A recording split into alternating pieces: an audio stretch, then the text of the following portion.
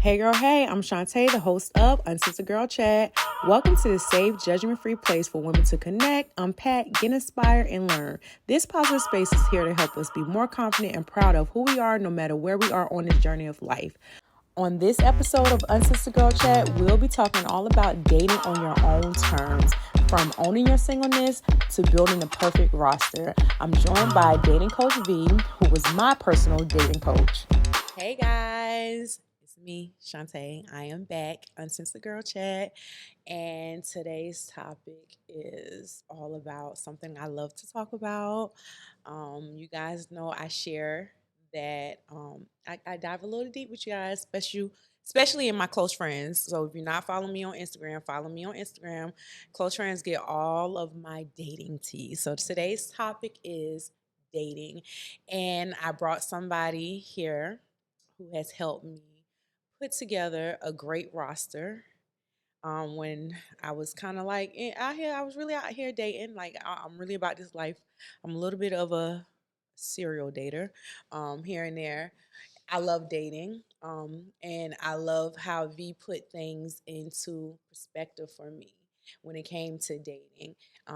Her views, how the way she views dating, how she is really there for us women. I really appreciate her. And let me introduce you guys to your dating coach, V. Hey y'all. Thank you So for having me. V, tell us a little bit about yourself. So I am a new mother. I'm also a newlywed. I'm a host for Aspire TV, and I'm a date coach.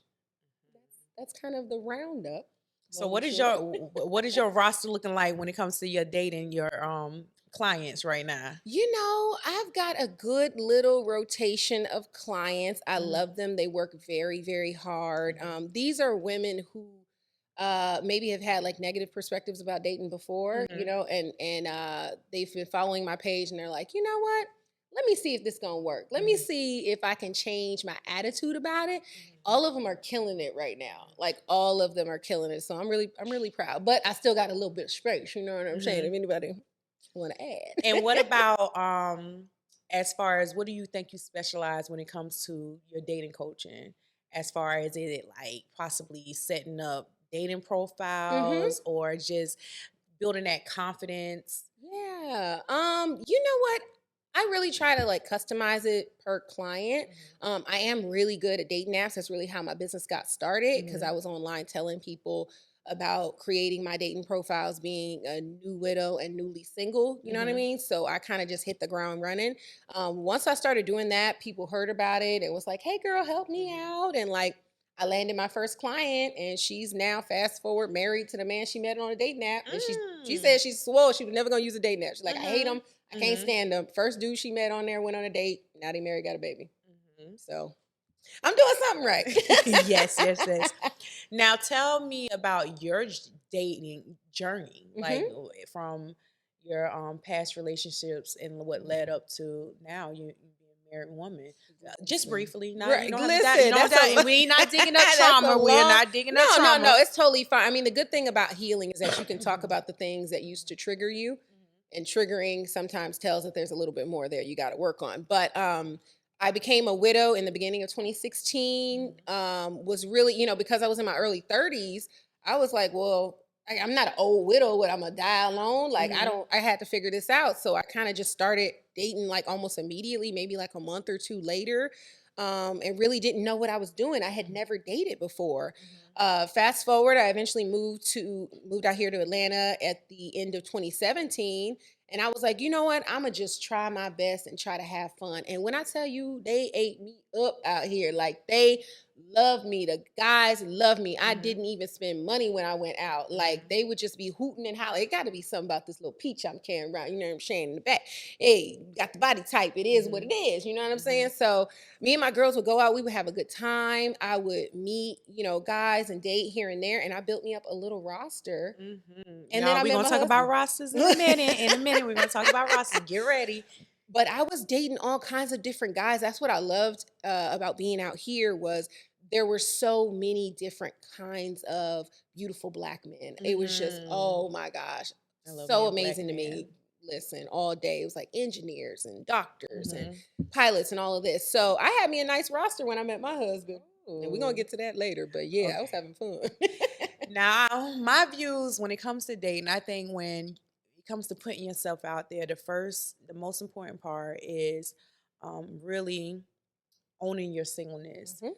and really, doing the inner work. Yeah, yeah. Um, Mhm. at least understanding if you have any trauma, if you have any lessons that learned, because we're not going to just blame it on the other person when it comes to these Right, past relationships. right. Um, us really diving deep and figuring Mhm. out what we, doing our work, what we like, Yeah, our goals in life, just staying on track. yeah. What is your views when it comes to healing? And at any point in your life, did you have any kind of, I wouldn't even say hardship, but a point where you were in a relationship and leaving that relationship, you was like, I have to do this work. I have to work Mm. on me. Yeah, definitely. My perspective on healing is that we never stop healing. Oh no, it It's doesn't stop. literally just an ongoing thing, right? Hmm. And so the way that I approach that in reference to dating is that I truly believe that you can heal within a relationship. Hmm. You don't have to isolate yourself and be all by yourself for 3, 4, 5 years. That's what you want to do. By all means, do Hmm. you do what you feel in your heart. But I know some people force themselves to do that, and Hmm. my perspective is, as humans, we need each other. Hmm. You know, if you notice during the pandemic, there were so many people committing suicide because they weren't having human connection. We Hmm. literally need each other to a certain extent. With that to say, if you are in the right relationship, it's going to heal you. You're gonna find certain parts of yourself being opened up from that person, from you allowing yourself that vulnerability and that healing space. If it's the wrong relationship, you just gonna continue to build onto the trauma and the damage that was already there. That's really one indicator, right? So for me, I don't think I ever got to the point of being like, okay, I need to just not be with anybody. It would have been easy for me to do that, right? Being a widow, I could have just been like, okay, I just need to coming out of a 10-year, and it was a bad relationship. It was a horrible marriage. So I could have just been like, I'm gonna step back. But I said, you know what? No, because I've been missing out on some stuff. And life is short.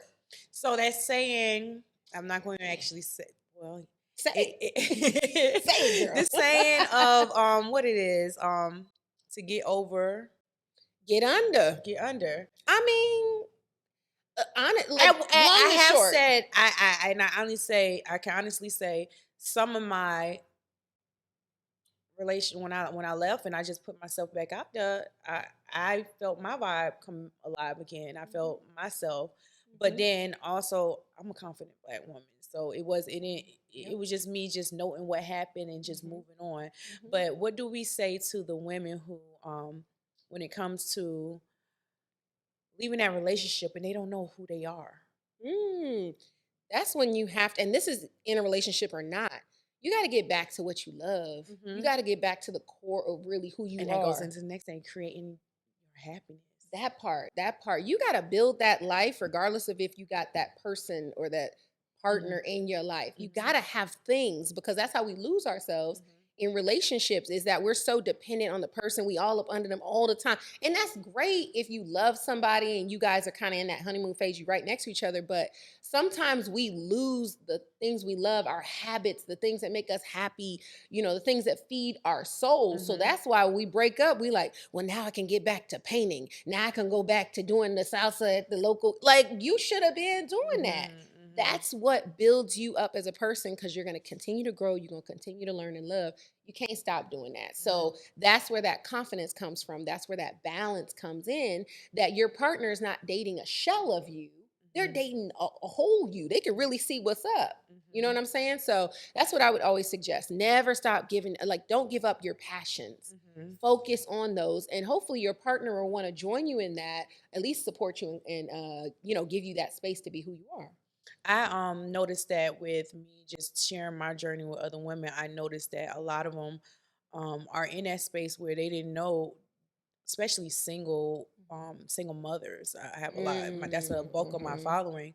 Just them knowing that when I ask them, well, what makes you happy? They just say my kids. I'm like, what beyond that? You be self. I have to like. I created this whole guys with this episode is going to be an ebook.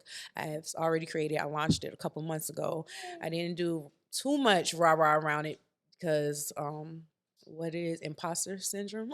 Oh, that's But it's listen. an amazing ebook, and it is going to be tagged in this episode about owning your singleness. And because I noticed a lot of women just not really knowing what they liked about themselves, knowing what they love to do, just knowing what they were, even when it came to dating, what they were looking for at least, or how they wanted to be treated. Yeah. And a part of that, what I said, was going into creating your own happiness.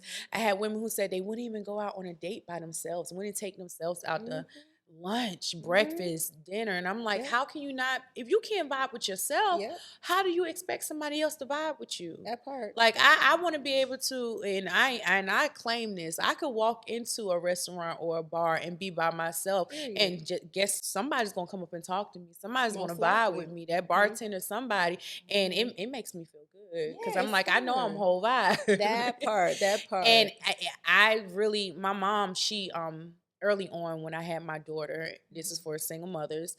When I had my daughter, my mom, I was fortunate to have her, and she was like, "Go do your thing." I'm watching her. Go do your thing, live your life. She said, "Don't ever fall victim to just being a single mother or just not putting your happiness first."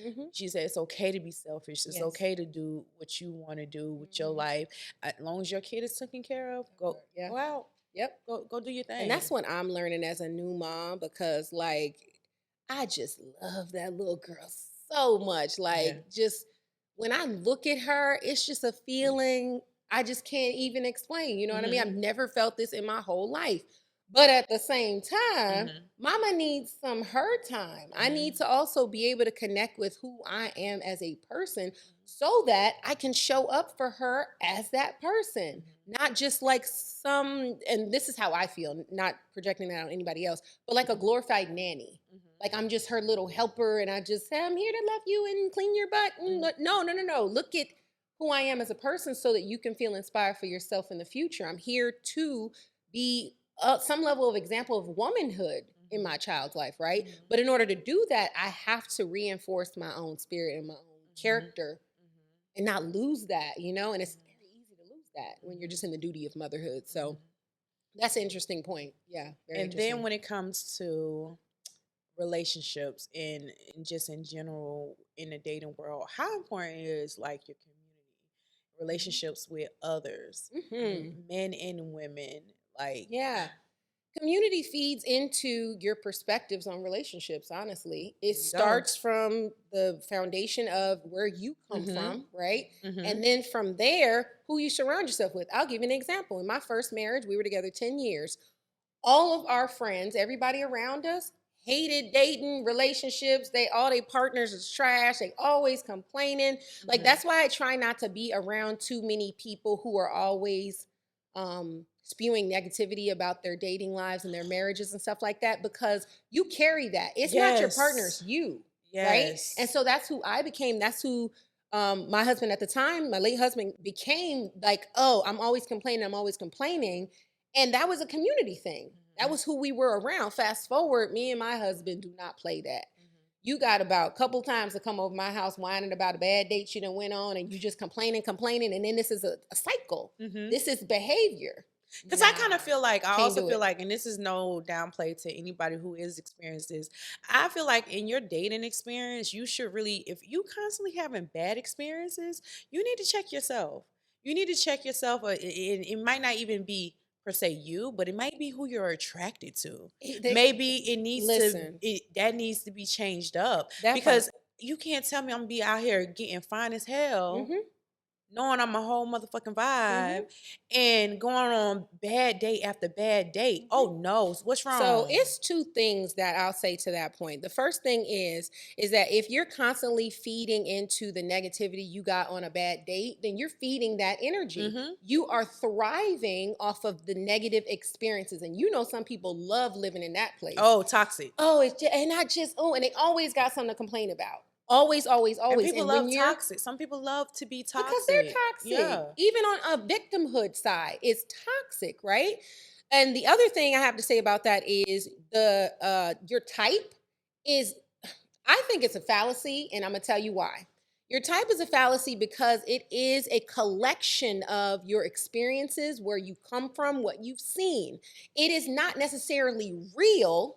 It is to say that you can actually change it to fit your needs. And we're going to get to that in regards to building the roster, right? Yeah. Is how do you suit your needs? I ask my clients all the time. Assignment I always have them do is write me a list of your needs. And you and I did this too. I have so many clients who literally can't do it. Oh, what are your needs? I just want a good man. No, that's not a need. What do you need? I can do everything myself. Again, you're not completing the assignment because we struggle so much with that. It is to say you are choosing partners that don't fit your needs. That's why you're constantly unhappy. That part. Right? That part. And so all of these things feed into the next. You can change your type. You can change your mind. You can change your life. I don't care if you're doing crack on the corner. You and I both seen them go on to be multi-million-dollar entrepreneurs, book writers, movie. You can do anything you want. And it's I just kind of what's up say, here and in when your I heart. changed my type, because I used to only date skinny men. I used to the physical type. It always gets us. It always gets us. Curly style. I used to only date. Look, my late husband was skinny 6'11" skinny man. So I used to only date skinny men. I'm right there with you. I'm right there with you. Not saying that I date the big ones now, but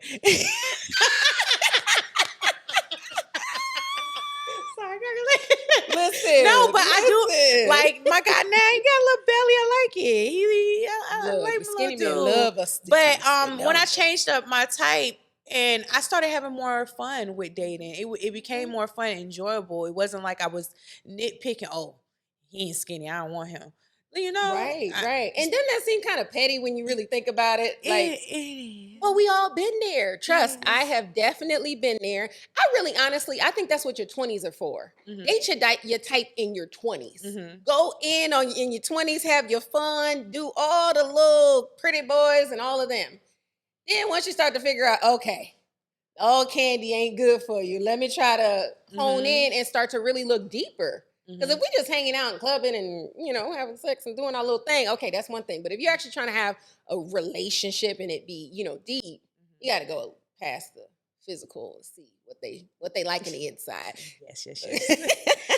So we are we kind of good on owning our singleness. Remember, guys, I have an ebook, so be sure to check that out. Now I want to jump into a little icebreaker. Okay. Uncensored Girl Chat. You actually have tried out my cards before, right? Yes, at our brunch. Yes, we V has been at one of my events, guys. Our brunch, she hosted a whole dating session. Them girls, I know they pick your brain. Yes. They was asking me some tough questions. I want V to come back and do her little speed dating, so look out for that. So yeah. She gonna That's do definitely that. coming. But we're gonna get into a little icebreaker now. You could pick a card and get answer. They wild questions on here. Okay, let's do it. You got one for me, or I'll pick one over here. All right, should I go first? Yes, you can go first. Okay. What's your biggest sexual turn off? Biggest sexual turn off? A selfish lover? Selfish lover. If he just in the bed, just worrying about himself, I'd be sitting there looking like, ooh, that would be my. I call them lazy men. Lazy. Ladies, we talked about on my story about them lazy men. And Kirkland, I'm sorry, but we have come to a conclusion that Kirkland, you're not big like the big men that we talking about. That they be lazy. They be lazy. You know what? I never had that experience with the big. So I never had a big my one. Husband about the same size as Kirkland, maybe a little taller, but Kirkland, you're not offended listen, that we're using my your husband example, does right? his thing. Sorry, babe, Okay. if you're listening to this. My husband does his thing. Okay, this is obviously why I married him. He is not a lazy man. He is not. No. Love him. I don't know. I never had that experience though. But lazy lovers, they coming on. I know the first time I did try outside of my type, he had he was a little chubby, he had a belly, and he was very lazy. Maybe he was tired. Huh? Maybe he was just tired. We had met each other. He had flew me in to see him. How you tired?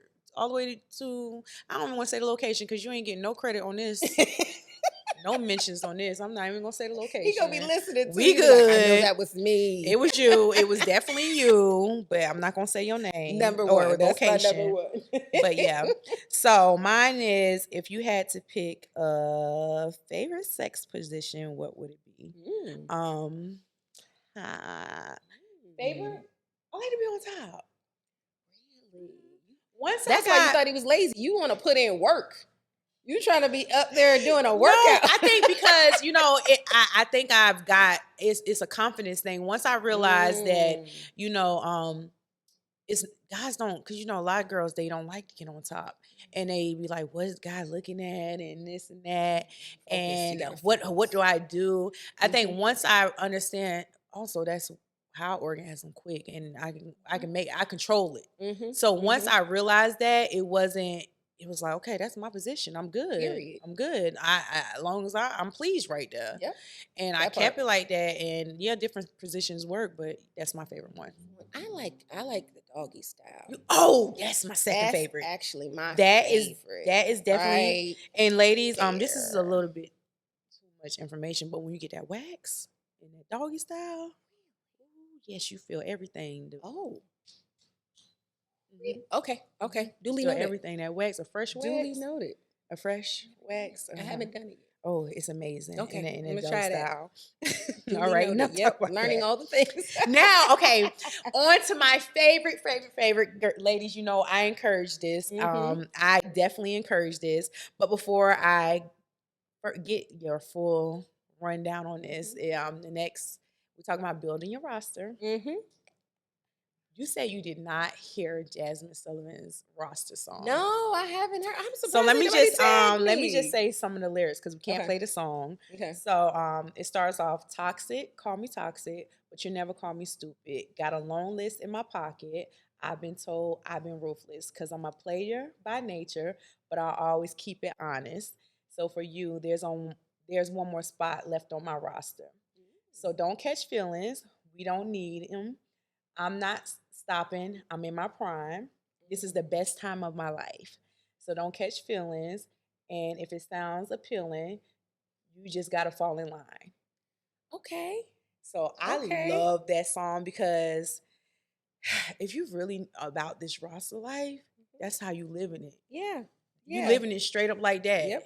Yep. And that's really how it should be. Like, obviously, not everybody wants to do that. No, not everybody. Roster isn't for everybody. It may not be for everybody, but really, in my mind, that's really how it works. Because if you even think about dating for our elders back in the day, they don't talk a lot about this, but it would be, they're called suitors.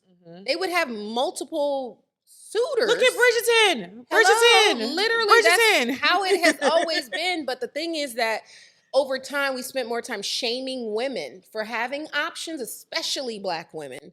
And so that's where the misogynoir kicks in, now we feel guilty. We feel like a hoe for having a roster. But literally, your mom did it. Everybody did it, right? And so that's how it should be. Why just because a dude approaches you and says, hey, I think you cute, let's go on a date, now y'all go together? What? No. That's like a job hiring you off the bat. I think when it comes to also building, your first train of thought should automatically be, not every man is relationship material. At all.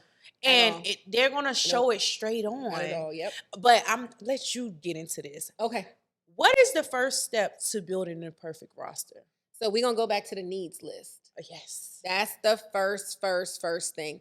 Write out all your needs. You like to cuddle. You want to go to the movies. You want to take sunset walks on the beach. You like somebody to cook for you. You want somebody who is OCD and will come and clean your house. I don't care what it is. I literally do not care, because you got to think, a lot of men do this too.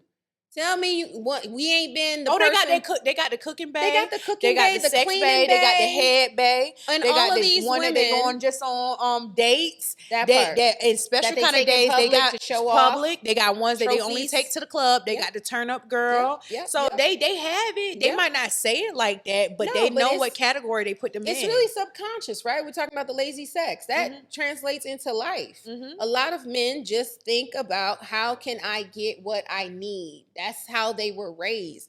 as Black women, a lot of us were not raised to think about our needs. We're raised to service other people. It's so deep in our conditioning that they say women mature faster. It's crap. It's trash, right? So when it comes to dating, we don't even know where to start. We don't know where to start. We don't know what we want. We don't know what we like.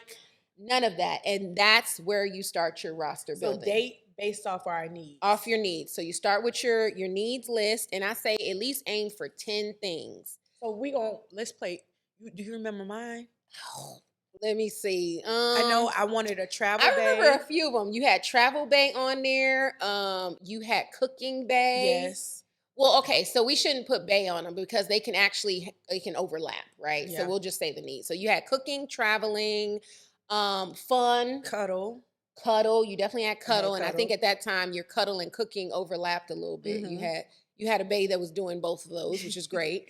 But I don't know if there was sex at that time, but this is a key element too. All your baes, you don't have to have sex with any or all of them. It doesn't matter. On your roster, I look at, because a lot of women, women asked me, they was like, "Are you having sex with all?" No, I'm not having sex with all of them. You don't have to, but you can. Sometimes I might not have sex with none of them. I might have a sneaky link. Sneaky link isn't officially on my roster. No, it's just somebody. There's a sneaky link. Look, they don't, and that might just tie me over until I might not be messing with nobody that's actually on my roster on that level. You a grown don't have woman. to. You put them in, like V says, you have your needs, and then you put them in there based on that category, right? So when you meet a guy, he may not be like, oh, he's the perfect boyfriend. Don't worry about that. Trust me, as Chante will tell you, you don't have to think about that. The boo gonna show up and stick out like a sore thumb. He ain't gonna worry about the other ones. He ain't gonna compete. He just gonna do him, and it's gonna be clear as day.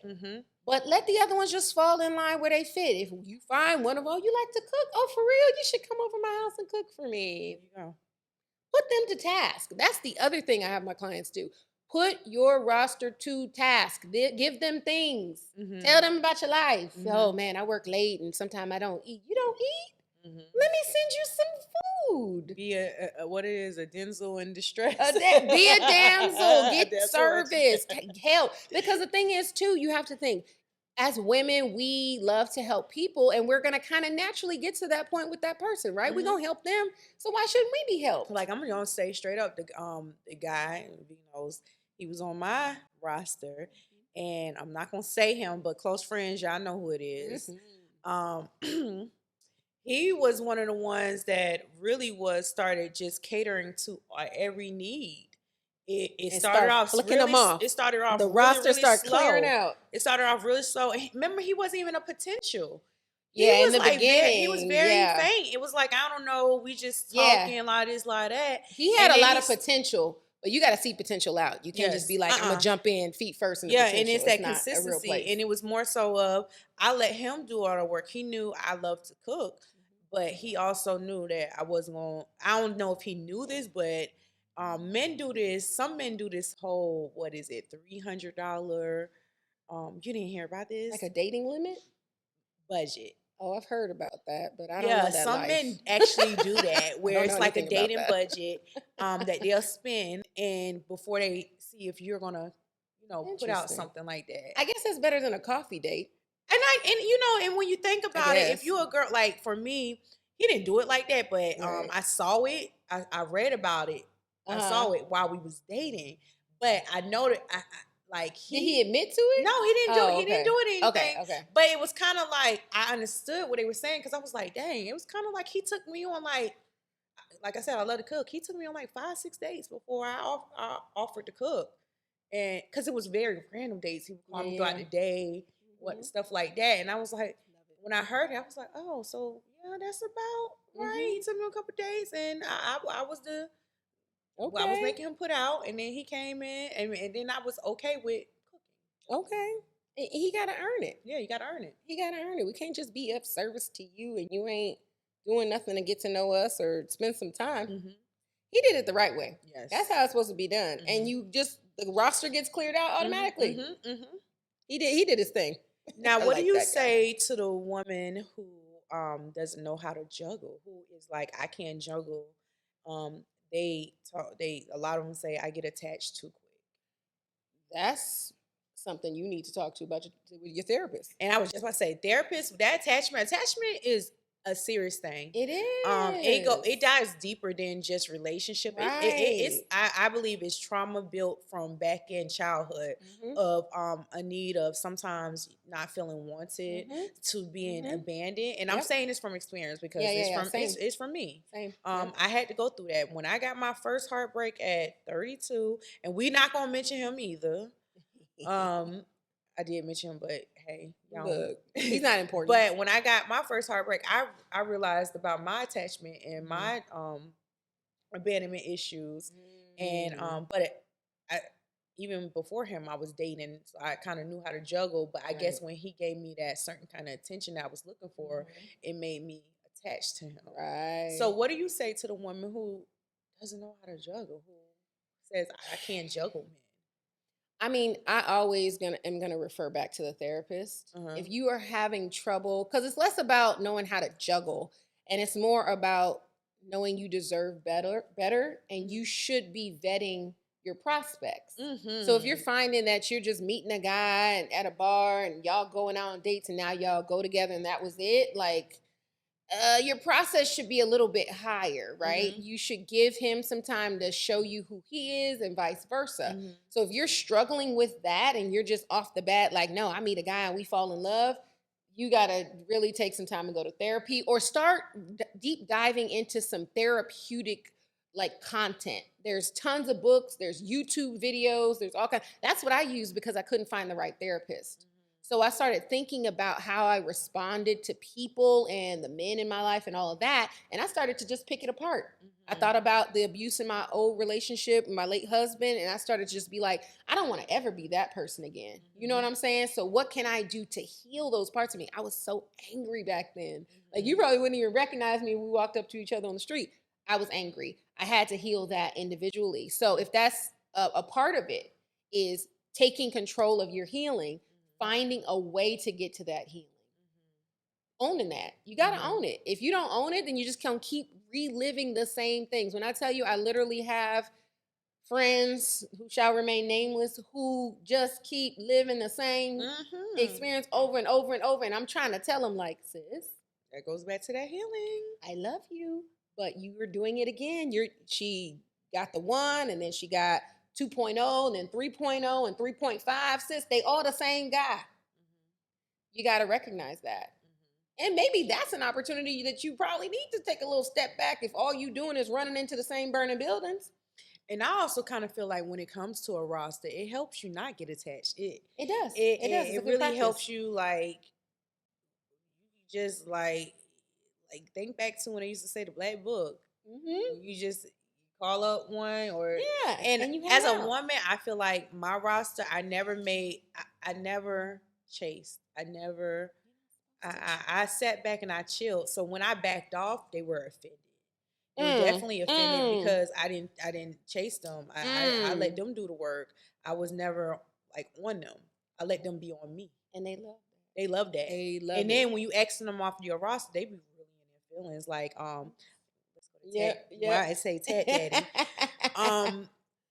Y'all have names for my roster. I name the people. It's more enjoyable. It's fun. It's fun. We're gonna talk about my names of my roster with Maui. She's gonna spill all my dating to me. She knows everything, and I have some names. But you helped me with Ted Daddy, and even though I knew he wasn't relationship material.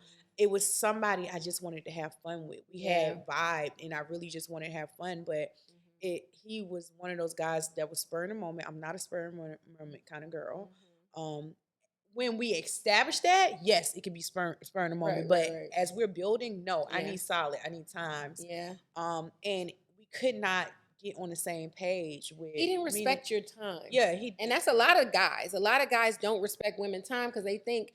We talked about access, right? Yes. They just want access to you. They want to know that when you hit them, and that's why being thirsty does not work. Being like pressed, being anxious dating is the worst kind of dating because they call you at 1 a.m. Oh, hello? Exactly. Don't be answering that phone at 10 o'clock. After 10 is booty call hours. Don't you be answering that phone unless it's you setting up an actual booty call. don't you answer that phone, because that's what they want to see. They're training you, right? And so having that access and having certain responses and them not respecting your time, it all is just conditioning for that type of a relationship and an engagement. And that's not what you want. No, block them if you got to. And then with him, it was kind of like he saw that I had backed off of him completely. Yep. Like everything, my whole communication changed. And I saw that he was just checking in to see if I was going to be responding. And finally, I would say back in February, he was just every week, hey, every couple days, When I hey. tell you, And when I finally told him, I had to really put him in place, because I didn't want to lead him on, and I wanted to let him know, like, sometimes I do boss up in my dating life and I put men in their place, and I wanted to let him know straight up. Like, I sent him a text and I said, yo, you was just for fun, and we couldn't even get on the same page with that. I said, I just wanted to vibe and hang out here and there, and you really didn't want to. We could not get on the same. I told him, like, y'all, I'm gonna screenshot the text message I sent him and put it in my close friends when this one air. If they might have deleted. But still, I swear to y'all, I let him know that he was only for fun, and I told him from jump, I know that you wasn't relationship material. You were fun, so I was just gonna see where it was going, but we could not get on the same page. And then his response to me was basically like, "Oh, you're demanding." I said, "How am I demanding? I was never on you." Demanding. Yeah, I was never on you. Can't meet. I'm demanding because I want you to pursue me right. I want you to have a scheduled date, not up in the air. Like, but when you have your roster, have your standards. Don't let these men treat you any kind of way. Please don't. But isn't that funny that's like an insult to him? It's like, you're demanding. And I'm bougie. Men love to use that bougie That's shit. another thing. So a lot of conversation that I have with my clients is about being high maintenance, being bougie, and being demanding and having standards, right? A lot of them are actually against it because they are afraid it's going to limit their options. They think that it's going to cut. And that's what it's supposed to do, right? But it's supposed to do that. Because if you're not with the right type of person, with the right type of people in your tribe, you gonna feel like it's not the right place. You're not going to have your needs be met. You're going to end up with people that don't respect your time, do not want to service you as you service them. There's no reciprocation. You're going to constantly be feeling at a deficit. It's supposed to do that. You're preaching. And what's so funny to me is, though, that the way we view getting jobs is the way we should be viewing dating. You're not going to go out and let me just go over here to the Krispy Kreme and see if they hire. And even though I got 20 years of experience in tech, and that's literally not your place. Ain't nothing wrong with Krispy Kremes. I'm telling you, it ain't nothing wrong with it. But I'm saying that's not your place. It is not your place. It's not your industry. It's not your position, not your job. Dating is the exact same way, just with a couple of feelings sprinkled in there. And if you can keep yourself under control to say, I deserve how many billion of people in the world, and you afraid that you're not going to find it out there. You just have to set yourself up for that. So it's all in the mindset and the attitude, for sure. I think once I understood that being bougie wasn't a bad thing, and I think I just recently got over it, probably like within the past year. I was like, hold up, it's not. I said, you got a problem with how I carry myself, how I take care of myself. It's not me. It's not, you got a problem. If you have a problem by my boundaries, by my standards, then that's on you. Then you're not the person for me. And just leave it at that. Pretty much. But we as Black women have to get back to embracing it again. Because again, we get dragged for it. Oh, she's so bougie and she's so this and she's so that. And we just nitpick. What is it? Who does she think she is? Oh, you think you all that? Let me tell you, my whole life, hearing that, receiving that, all of it, and it changes who you want to be when you get older. You got to heal from it, right? So when we date and men tell us some of these things, and thou who shall remain nameless is telling men that this is what they should be saying or should have been saying, whatever. Like, that's not okay. It's not okay to share that narrative, because we deserve to be who we are and find our people, right? So, ain't nothing wrong with being bougie and high maintenance. That just means you like first class, and that's okay. I wouldn't even say it's just even first class. It's just on your level. You are. I mean, bougie. first class metaphorically. Oh yeah. I just mean metaphorically. Like, you got bougie on your level. We all have a little bit like. bouginess to Especially us. as we get older. And then we just I can't bougie, accept period. I anything. know a 2-year-old right now that's super bougie, and I love it. My Homegirl child want to get changed if she drops some water on her. And I'm like, I love it. I am here. That's my child. It. That's my child. Wake up, she want to say get dressed. She want her bath every She want her night. clothes She'll done. tell you bath time. I'm like, oh, I love that. it. I love look. Bougie. Now sometimes you be like, girl, you doing the most, but I'm tired. Any final tips on roster before we move on? Final tips on roster. Try to put your physical type to the side. Don't ignore it, because you're going to be attracted to what you're attracted to, but try to pay a little bit more attention to who they are. As how do they show up in the world? What attributes do they have that could possibly add into yours? Yeah. Do you think attractions can be built? What do you mean? Attraction can be built. Like changed? At the beginning, you might not be so attracted to the person, but as you get to know them, I wouldn't even say physical appearance is just you don't know. You're just like, I don't know what I really like about this person just yet. Let it like. Do you think you have to be won over at the beginning? I think if you're not attracted to somebody in the beginning, and this is actually where the roster comes in, you may not be attracted to everybody on your roster. Attraction really helps. The way that I think about it is attraction feeds into sexual desire. I want you. I want to be next to you. Doesn't mean we're having sex, but I want to be the chemistry, right? Sometimes that can be built though. If y'all are having a good time, if he's treating you well, and as women too, we be looking like, he got some cute ears. For me, his hairline is real okay. I'm gonna tell you guys, I have not always dated the most fine men. But I have fell in love with personalities. I have fell in love with how they treated me, how they cared for others. That's a real thing. How they care for themselves. Yeah. And it has happened over time. Right. And I truly believe that attraction can be built over time. Totally. And especially when you think about in the concept of long-term relationships and or marriage, right? Our partner may not always be like exactly who we want them to be, but because we know them and we know their heart, we just fall in love with them in different ways every single day. Yes. And that's really the core of it. And that's why I kind of say put some of those physical things to the side, because really what's gonna make it last is all the other stuff. Sometimes looking at him ain't gonna do it for you. You're gonna be like, it's a sink full of dishes and I need some help, or we need to go on a date and I need you to be of service to me. I need you to meet my needs. So that's definitely a thing. So that would be my final little tip for roster building.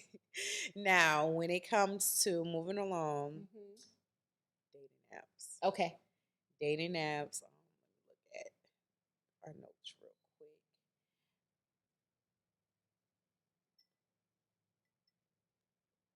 When it comes to dating apps, what do you think? We are going to share our top 2 or 3 dating apps. What do you think suggests for women? Top. So location is a big thing. So these apps would rotate. And interestingly enough, my clients have had the most success across the board with Facebook dating and an app called Zoosk. And Zoosk is fairly new. It is doing very well with my over 35 demographic. I had a client recently switch to Zoosk she was doing Bumble and Hinge, and it was kind of hit or miss. And she switched to Zoosk and has went on 3 dates. She hasn't ever been on a date. She's never dated. She's in her early 40s. She's never dated. Went on a date. She's been on, let me see, I think 6 dates altogether with like 3 different men from Zoosk. So I'm going to suggest Zoosk, but again, it depends on where you are. It does. That location plays a big role, because that was my issue. Yeah. I stayed in a small town, but literally every time I left, if I came here, if I went to Virginia, any major city, my app would be booming. Oh yeah. But right where I'm located, it would not. I'm in a small town. Location disclosed. Not disclosed. Do not stalk me. But in my small town, it did not my matches less. Just know I'm in Florida. Number Florida boys. That's what it was. Yeah. Number Florida boys. The big city. Like I found the most success when I was traveling. Yes. So I'm originally from LA. When I was in LA trying to date, the thing wasn't thanging. But when I went to New York, when I went to Texas, when I came to Atlanta to visit and stuff, oh man, my thing would just be blowing up. So location plays a big part in it, but I'll still say, to add on to just the general conversation of meeting people, dating apps is fish in a bucket. Like it's very easy to have access to a lot of people in a quick amount of time. So that's a good place to start. But at the end of the day, head out. Go find somewhere to be amongst people, hit a bar or restaurant, bar, hotel, or whatever, and get dressed up and go out with yourself or take a friend or whatever and go talk to people and meet people. I tell you guys, go take yourself on a date. These men be sitting. I done had my food paid for a couple times. I done had some drinks slid to me a couple times. Listen, like I enjoy going out true. and listen. In my town, I gotta say, is predominantly white people. Yeah. So I'm Be a like that. beautiful black girl, and I own it. They love it. So when I go out They love there it. and I got these locks now, I look all ethnic. Dude. Oh.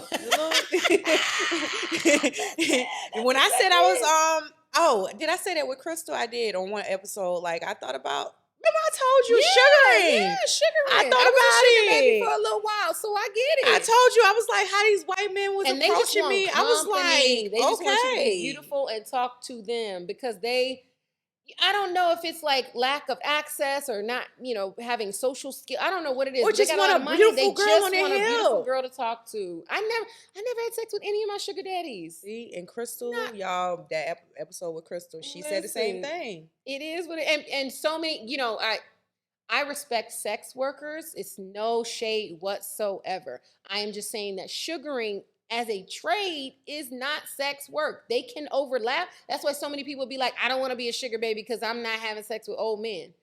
That's not, there's whole conventions that are like not about sex. It's about how to do it well. I'm thinking about my Jersey days when I missed out on a couple of men that said they were doctors trying to talk to me. And I should have jumped on that.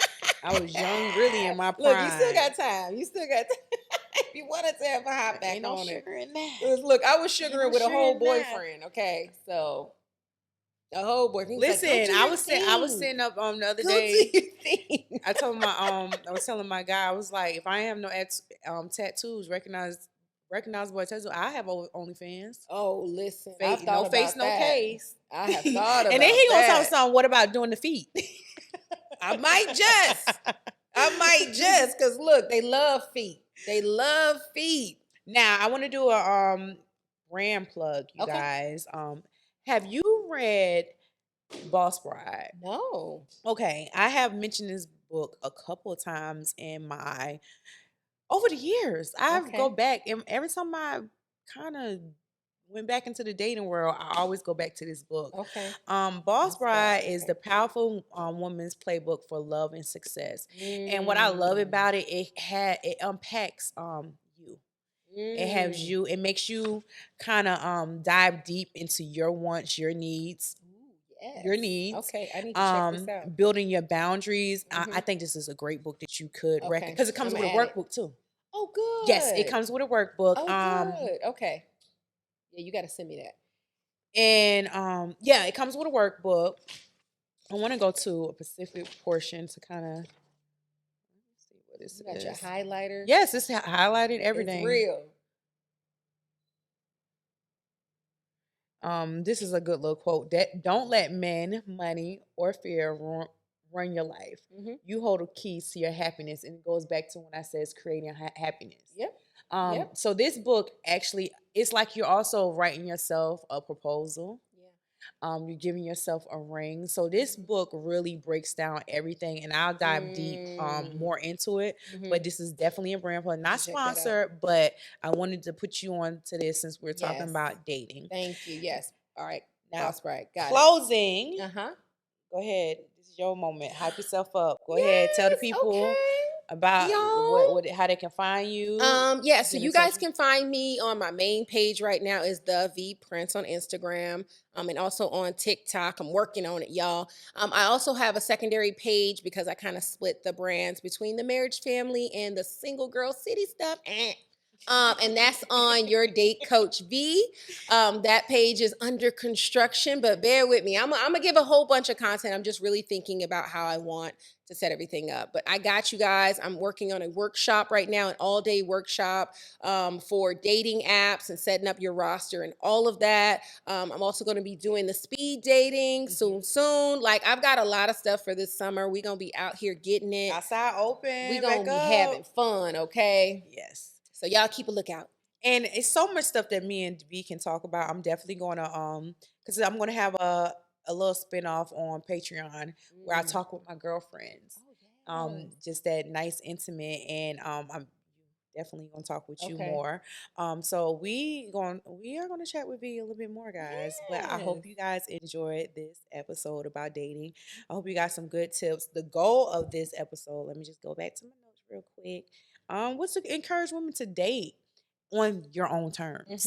That's very important. Yeah, putting your to needs date first. on your own terms, putting your needs first. Really doing the inner work. Really noting your trauma, doing the healing, putting yourself out there and creating your own happiness, not leaving it up to these men. But I hope that you got something good for this, even like dating apps. Oh, real quick, one tip for dating apps. Dating apps. I'm gonna say post good pictures. Yeah, men mostly look at the pictures. They hardly ever read the description. So try to make your pictures well-rounded. If you are in the city dating, then try to have like full body, good selfie shots, dressed up, dressed down. If you in the city for the weekend, it's your birthday, you're just trying to go on a couple of little dates and hang out, put that in your bio in the first line and make all your pictures fancy going out pictures. All right. Thank you guys for tuning in. Hey everybody, it's V. Hope you enjoyed the episode. You can find out information about my Soft Girl Era cohort starting next week by visiting my Instagram page, The V Carter. You can also find me at my website, vcartercoaching.com. See you soon. Be sure to follow Uncensored Girl Chat on Instagram and Facebook. You don't want to miss out on our Secret Saturdays. You can also watch us on YouTube. Remember, new episodes drop every Saturday.